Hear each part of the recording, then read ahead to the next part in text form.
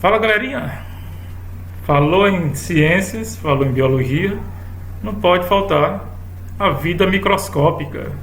São aqueles seres, né, microscópicos, pequenos, minúsculos, que a gente só consegue ver utilizando a microscopia. Que seres são esses? Que a gente vai estar conferindo nessas videoaulas. A gente vai estar destacando os principais grupos de micro-organismos, especificamente algas. Claro que existem algas multicelulares que não estão no grupo dos micróbios, né? Mas tem as algas unicelulares, que também podem ser estudadas como vida microscópica. Você não pode esquecer das bactérias, os fungos, protozoários, vírus. Pode até mesmo estar relacionado com doenças, mas claro que nós temos as videoaulas sobre as doenças. E onde estão essas videoaulas? Aqui, galera, no nosso canal Anderson Ciências. Então você vai estar assistindo essas videoaulas, compartilhando, cada uma na sua videoaulazinha específica. Temos videoaulas sobre doenças, tudo aqui no canal. Então é muita coisa. Vamos acompanhando, compartilhando, se inscrevendo no canal, que vai dar certo, galera. Então as algas constituem um grupo heterogêneo, quer dizer que é um grupo bem diversificado, caracterizado pela presença da clorofila. A gente vai ver em cada grupo o tipo de clorofila que ela apresenta. Quase sempre a gente encontra essa clorofila A, sendo que elas não têm raiz, caule e folhas. Aí, muitas vezes elas são classificadas como plantas, outras vezes como protísteas. A gente encontra grupos que trazem elas como Stramenópila. Então vai depender muito do sistema de classificação que a gente estiver trabalhando. Como a gente já comentou, pode encontrar algas unicelulares e algas multicelulares. Geralmente as multicelulares são bem maiores que as unicelulares, e as unicelulares são basicamente microscópicas. São basicamente aquáticas, a maioria delas é aquática, tanto faz se é água doce ou marinha. A gente pode encontrar representantes no ambiente terrestre, viu? Especialmente se associando com outros organismos, como fungos, formando o que a gente chama de líquens. Se você for lá na nossa aula de fungos, você vai encontrar bem isso aí.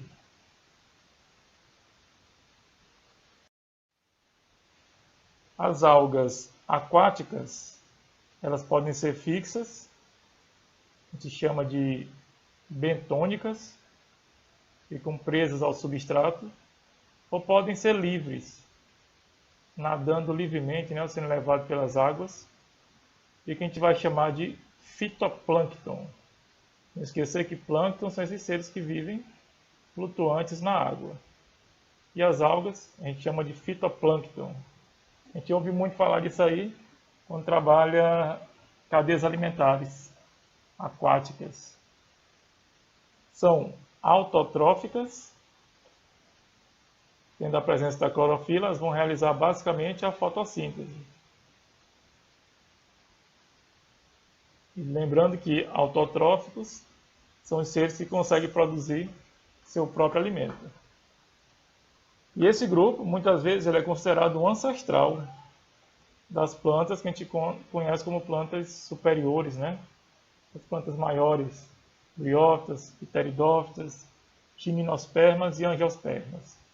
Não esquecendo que nós temos aqui no canal uma aula específica sobre plantas, viu? Classificação, a gente vai destacar grupos unicelulares, como euglenófita, dinófita e bacilariófita. E também grupos multicelulares, como os feófitas, você pode chamar feofita, né? Rodófitas e clorófitas. Muitas vezes esses nomes estão relacionados com as próprias cores delas.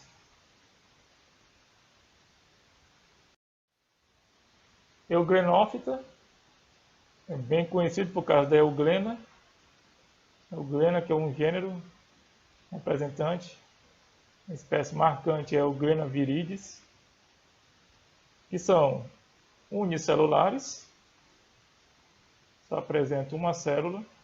Característica: ducícolas, elas são de água doce. A gente não achar que toda alga é marinha, viu? Tem 2 flagelos, quase sempre um fica interno e o outro é emergente.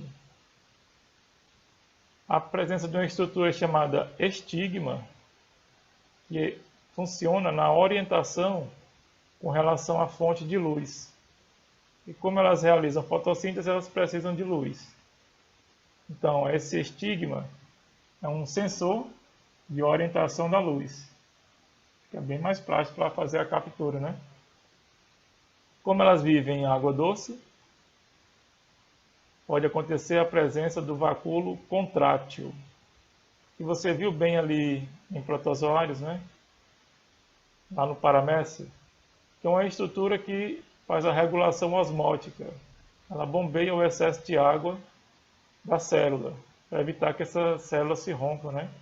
Tendo em vista que ela não tem parede celular.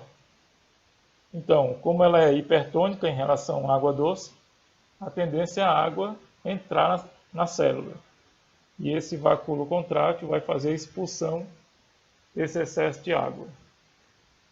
Reprodução basicamente por divisão binária, que é uma reprodução assexuada. O indivíduo se divide em 2, forma 2 cópias praticamente dela mesma. Presença da clorofila A e clorofila B, olha aí, ó. E do caroteno. A gente vai encontrar até em vegetais maiores, né? Uma característica interessante, elas podem entrar na forma heterotrófica, caso a disponibilidade de luz, a condição do ambiente não favoreça a autotrofia, especialmente a falta de luminosidade. Bem interessante, né? A gente tem uma alga que se comporta como heterotrófica ou heterótrofa. Outro exemplo, além da euglena, é a peranema. Mas como a euglena é a mais conhecida, até o grupo ficou euglenófita.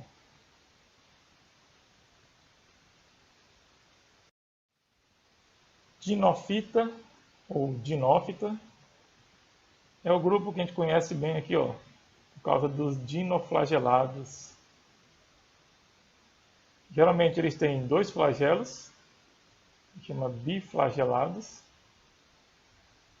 sendo um flagelo transversal, mais ou menos como se fosse na cintura dela, e outro longitudinal, como se fosse uma cauda. Presença da teca, é como se fosse uma armadura externa. Presença da clorofila A, xantofila, olha aí, ó, mais um pigmentozinho, e o caroteno. Às vezes tem questões que podem querer complicar aqui com esses pigmentos, viu? É bom a gente memorizar. Ciclo haplobionte, então a gente vai ter um zigoto 2N, predominando a fase haploide, célula N. Essa fase haploide pode acontecer a fusão de núcleos, cariogamia, e formar o zigoto 2N. E esse zigoto vai sofrer meiose e originar novas células haploides N. Podem ser coloniais, a gente pode encontrar eles formando colônias, e às vezes, nessas colônias de dinoflagelados, pode acontecer deles produzirem toxinas, um processo chamado amensalismo. Você pode ir lá na nossa aula, que fala de relações ecológicas, e essas toxinas podem causar até a mortandade de peixes. É uma maneira deles se defender realmente.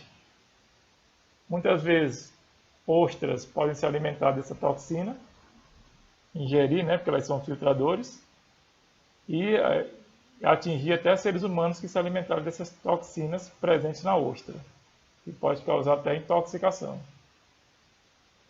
Então, esse nome dinoflagelado vem da palavra grego dinos, que significa turbilhão. É como se esses dois flagelos formassem um turbilhão mesmo quando eles estão se deslocando. Eles ficam rodando como um peão doido, como se diz, né? Aqui exemplos, bem conhecido, ó, Noctiluca, bem interessante. E cuidado com esse processo das marés vermelhas, que pode ser, a gente vê uma manchinha vermelha no mar, né? Geralmente em alto mar, pode ser prejudicial. Bacilariofita, ou bacilariófita, é justamente por eles terem a forma de bastão, tipo um bacilo. A parede celular, aqui ó, presença de parede celular, impregnada de sílica. Perceba, não é de celulose, viu? É de sílica. Forma tipo uma carapaça, que é denominada frústula. Essas partes, ela é dividida em duas partes, como se fossem duas válvulas. E essas partes, essas duas válvulas, se encaixam. Elas se encaixam como se fosse uma saboneteira. Muitas vezes elas são apelidadas de saboneteiras do mar. Também são unicelulares e dentro dessa carapaça, onde essas duas válvulas se encaixam, está lá a célulazinha da diatomácea, que é o principal representante desse grupo. Diatomácea. Reprodução assexuada por divisão binária. A célulazinha se divide em duas, origina dois novos seres praticamente iguais. Ou pode acontecer reprodução sexuada ou ogâmicas, com a produção de gametas de origem meiótica. Presença da clorofila A e C e essa fulcoxantina dá um aspecto como se fosse dourado, um marrom meio com a tendência para o dourado. Muitas vezes são chamadas até de crisófitas, essas algas. E a gente pode perceber nessa imagem a grande diversidade de formas que elas apresentam. Essa carapaça, quando o indivíduo morre, a célula morre, como ela é resistente, ela pode ficar vários anos, e o ser humano utiliza essa carapaça, que a gente chama de diatomito, para fazer várias substâncias, especialmente ceras de polimento, que ajudam na limpeza de superfície, no polimento de superfície. Feofita ou feófita, que pode encontrar representantes na água salgada e na água doce, e eles têm preferência por zonas temperadas, zonas mais frias. A gente pode encontrar também nessa região aqui do Brasil em regiões mais tropicais. São conhecidas como algas pardas, especialmente pelo esse aspecto meio marrom, basicamente pela presença dessa fulcoxantina e também do pigmento caroteno. Presença da clorofila A e C, olha aí, ó, clorofila C. Reprodução pode ser sexuada, com a produção de gametas, e até mesmo assexuada por fragmentação. Ela pode liberar pequenos fragmentos do seu corpo e eles se remontarem novas algas. Exemplos bem comuns, Scalpis e o sargassum, que muitas vezes é utilizado até como fonte de alimentação de animais.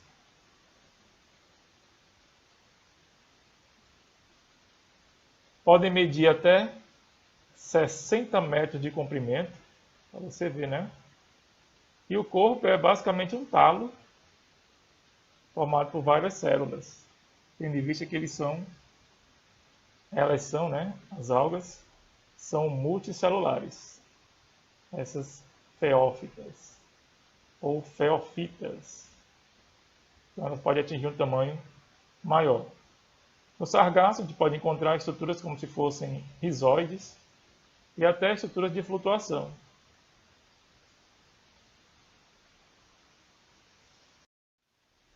Rodofita ou rodófita, conhecida como alga vermelha. As algas vermelhas são bem usadas em alimentação, exatamente na preparação de sushi. É uma importante fonte de alimento, por ser rica em vitamina C, proteínas, diversas outras vitaminas. São multicelulares, então já vai ter um tamanho maior, macroscópicas. Podem ser marinhas ou de água doce, mas sempre o predomínio é das marinhas. Então, como a gente falou, né? Bastante utilizada na culinária oriental. Presença dos carotenoides, xanthofilas, que vão garantir esse aspecto avermelhado mesmo, e a clorofila A. Reprodução assexuada, basicamente pela produção de esporos, tem os esporófitos. Pode acontecer também a fragmentação, ela libera fragmentos do corpo e eles remontam a nova alga, ou a reprodução sexuada com a produção de gametas, oosferas e anterozoides. Esses anterozoides são gametas flagelados.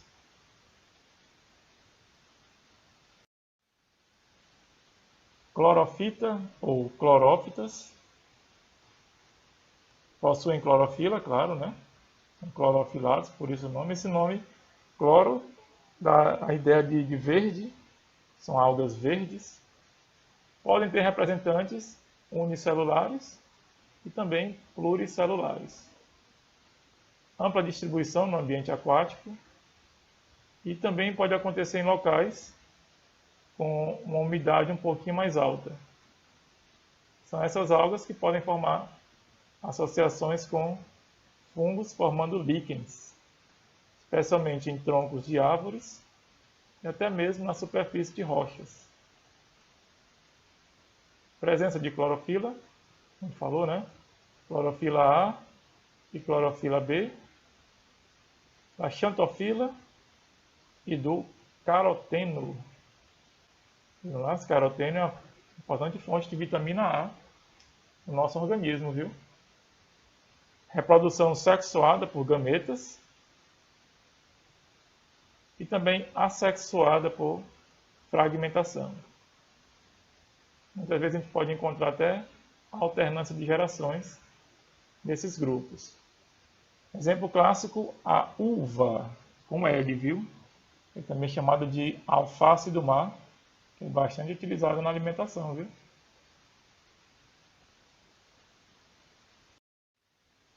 Importância das algas. Papel básico nas cadeias alimentares é o quê? Papel de produtor. Principais produtores nas cadeias alimentares, especialmente aquáticas. Como realizam fotossíntese? Produção de oxigênio.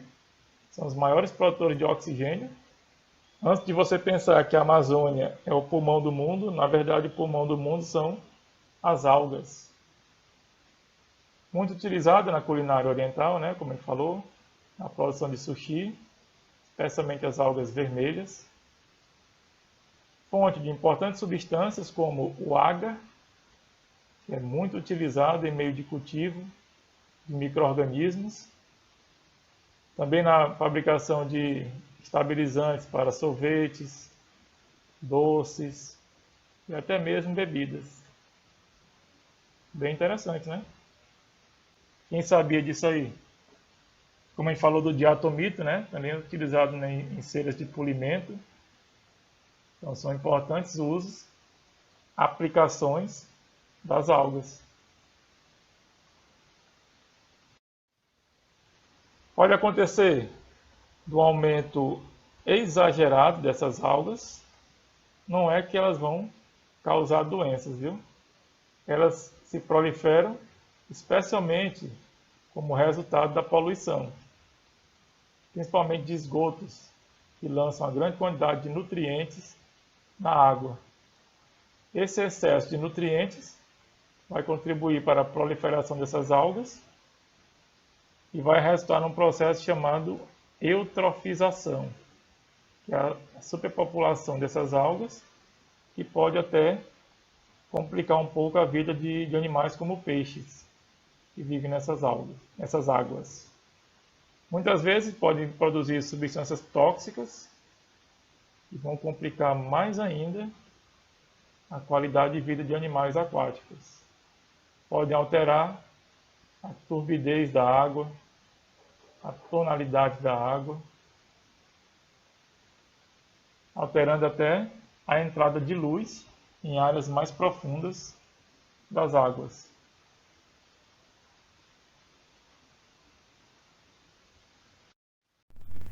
Então, galera, a gente vai agradecendo a atenção. Essa aula foi bem interessante, né? Qualquer coisa você pode repetir quantas vezes você puder para fixar bem o conteúdo. Pode trazer informações, colocar dúvidas aqui no comentário. Pode também entrar em contato com a gente pelo Instagram, que é também canal Anderson Ciências, e compartilhar essa videoaula com seus amigos, grupos aí de família, para a gente trazer o máximo que puder de inscritos, que esse pessoal, todos nós, precisamos muito de informação. E essa informação é fundamental na nossa vida, né, no nosso dia a dia, também para as questões nas escolas, né, Enem. Então, galera, valeu!